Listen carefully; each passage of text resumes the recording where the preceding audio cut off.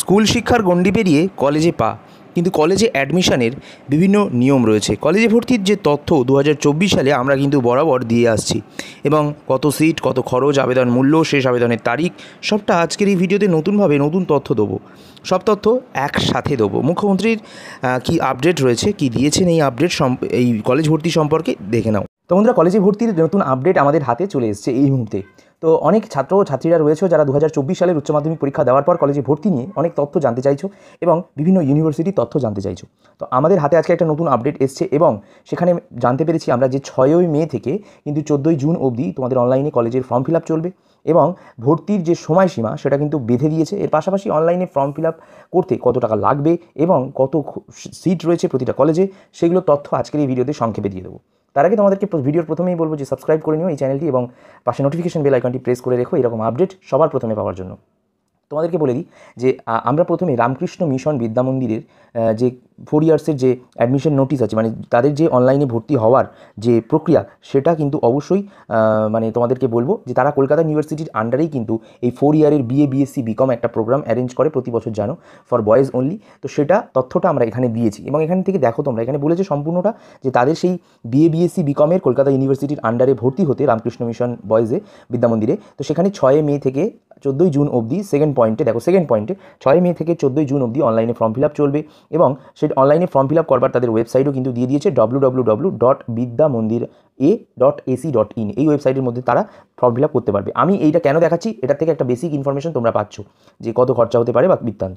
কিন্তু রামকৃষ্ণ মিশনে তুলনামূলকভাবে অন্যান্য জায়গা থেকে অনেক কম খরচায় কিন্তু হয়ে যায়, এবং এখানে বিপিএল, এসসি, এসটি, ওবিসি এদের জন্য কিন্তু ছাড় থাকে। সেটা কলকাতা ইউনিভার্সিটির অন্যান্য কলেজের ক্ষেত্রেও ছাড় থাকে।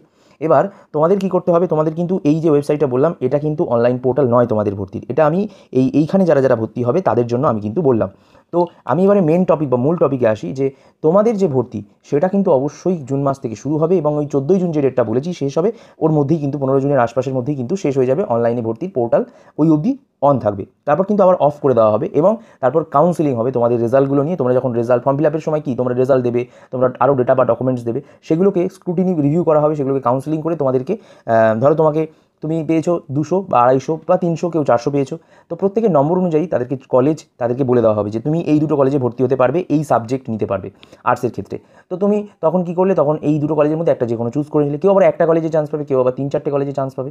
তুমি ফর্ম ফিল আপ বেশি করে কলেজ করবে, তাহলে বেশি কলেজে চান্স পাওয়ার একটা চান্স থাকছে, বাট নম্বর অনুযায়ী কিন্তু, সিট অনুযায়ী কিন্তু তোমরা চান্স পাবে। এবার প্রতিটা কলেজে মিনিমাম তো প্রতি অনার্সের ক্ষেত্রে একটু কম সিট থাকে, জেনারেলের ক্ষেত্রে একটু বেশি সিট রেখে দেওয়া হয়, কারণ জেনারেল স্টুডেন্ট বেশি হয়, অনার্স স্টুডেন্ট একটু কম হয়।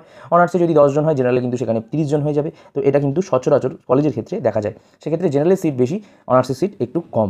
আর বলে দিই যে ন্যূনতম 150, 175 এরকম নাম্বারও অনেকে কিন্তু এইচএসে পেয়েছে। তারা যে কলেজে ভর্তি হতে পারবে না তেমনটা নয়, তারাও কিন্তু ভর্তি হতে পারবে, কিন্তু তারা বিএ কোর্সে বা বিকম কোর্সে যদি কমার্স নিয়ে 175 পেয়ে থাকো, 150 পেয়ে থাকো, তাহলে বিকম কোর্সে জেনারেলে ভর্তি হতে পারবে। যদি আর্টস নিয়ে পেয়ে থাকো এত কম নাম্বার, তাহলে বিএ কোর্সে জেনারেলে কিন্তু তোমরা অ্যাডমিশন নিতে পারো। এবং অ্যাডমিশনের ফর্ম ফিল আপের প্রক্রিয়া পদ্ধতি সম্পূর্ণ কিন্তু আমরা পোর্টালটা চালু হলেই দেখিয়ে দেবো, এবং কত সিট তোমাদের একটা ধারণা দিয়ে দিলাম, কবে থেকে চালু হচ্ছে সেটাও ধারণা দিয়ে দিলাম, এবং শেষ তারিখটাও তোমাদের একটা কিন্তু ধারণা দিয়ে দিলাম। তো কেন্দ্রীয় অনলাইনে পোর্টাল খুললেই আমরা কিন্তু সেই পদ্ধতিটা কীভাবে করে সম্পূর্ণটা দেখিয়ে, সম্পূর্ণটা করে অনলাইনে তোমাদের সাথে সেই ভিডিওটা শেয়ার করবো অবশ্যই। কিন্তু তার জন্য কিন্তু অবশ্যই আমাদের চ্যানেলটাকে সাবস্ক্রাইব করে রাখতে হবে, এবং ভিডিও এলেই তোমরা অবশ্যই ক্লিক করে সবার প্রথমে দেখবে, সেখানে কিন্তু অবশ্যই কিন্তু তোমরা ইনফরমেশন সবার প্রথমে পেয়ে যাবে। তো আজকের মধ্যে এইটুকুই, পরবর্তী কোনো আপডেট এলেই তোমাদের সাথে দেখা হচ্ছে।